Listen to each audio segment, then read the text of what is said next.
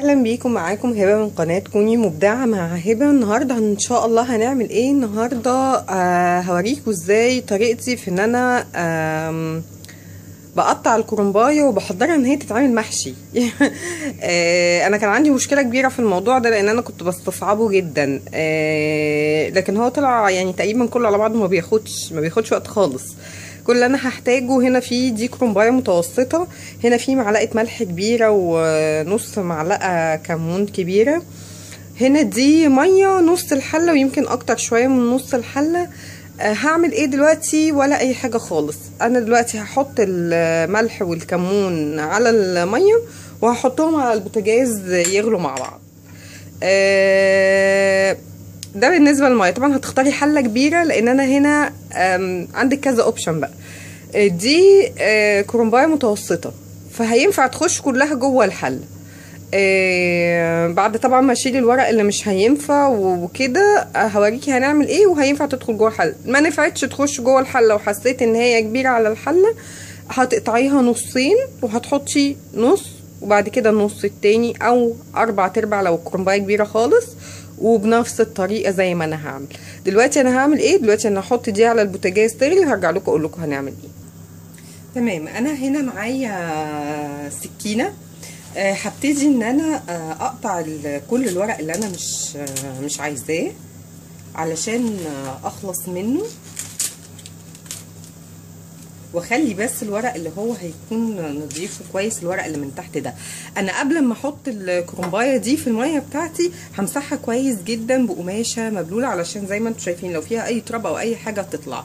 ده غير ان هي لما هتنزل في الميه السخنه، انا كده كده مش هستخدم الميه السخنه دي في حاجه تاني، فالميه السخنه دي هتترمي. انا دلوقتي هكمل تقطيع الورق اللي ملوش لازمه وهوريكم هنعمل ايه بعد كده. انا هنا خلاص قطعت كل الورق اللي كان مش كويس. هعمل ايه؟ هقطع دلوقتي لان الراس دي هتبقى طويله جدا لو دخلتها جوه الحله بالمنظر ده، فانا هقطع لحد بس ما اسيب مساحه قد كده. بعد كده بالسكينه هبتدي ان انا همشي داير ما يدور حوالين المكان دوت كده، علشان لما دي هتنزل في الميه السخنه هيبعد الورق عن مكان دي. لو حاسه ان انت مش هتملكي الموضوع ده هتنزليها زي ما هي كده، ولما هنطلعها من الميه السخنه هنبتدي ان احنا نقطع كده. خليني اوريكم الطريقه السهله افضل. انا دلوقتي هقطع دوت من هنا كده، هسيب بس الجزء ده وهاخد دي على البوتاجاز واوريكم هنعمل ايه. انا هنا على البوتاجاز انا حاطه كل الحله بالحاجات اللي فيها على النار. في بس نقطة مهمة نسيت اقول لكم عليها، احتمال نحتاج مية مغلية تاني لان انا عايزة المية تغطي الكرنباية كلها.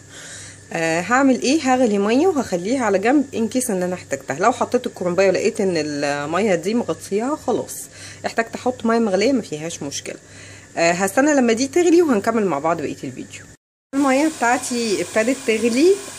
كل اللي انا هعمله دلوقتي هو ان انا هحط الكرنباية دي بعد جوه الحلة، هحطها وهوريكم هنعمل. حطيت الكرنبايه جوه الحله.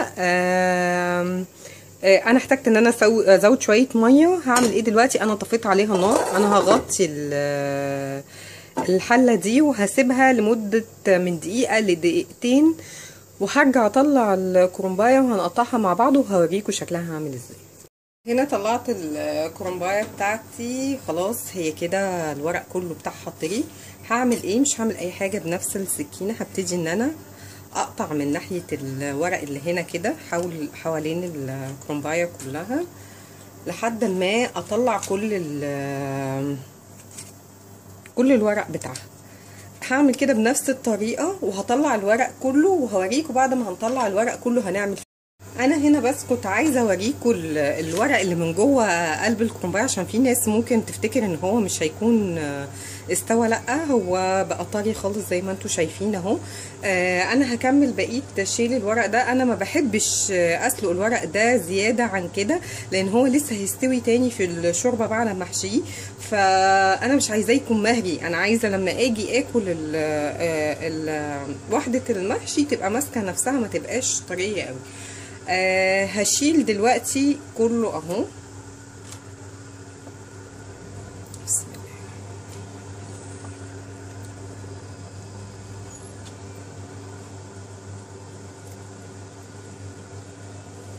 معلش هو بس سخن.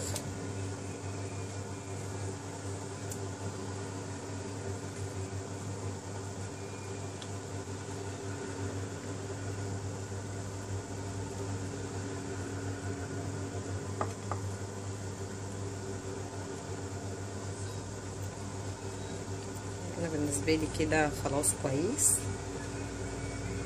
هشيل الحاجات دي وهوريكم هنكمل هنعمل ايه مع بعض. دلوقتي ما شاء الله هي دي كميه الكرنب اللي طلعت معايا. هعمل ايه؟ اسهل طريقه علشان تطلعي بيها، احنا عايزين دلوقتي نتخلص من الجزء اللي هنا دوت، والجزء ده ممكن تحتفظي بيه بعد كده، ممكن تحطيه تحت المحشي.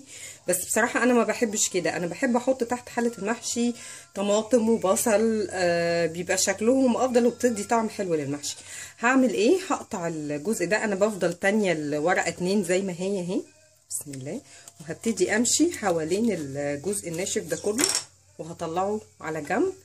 والورق بتاعي ده انا هعمل فيه ايه؟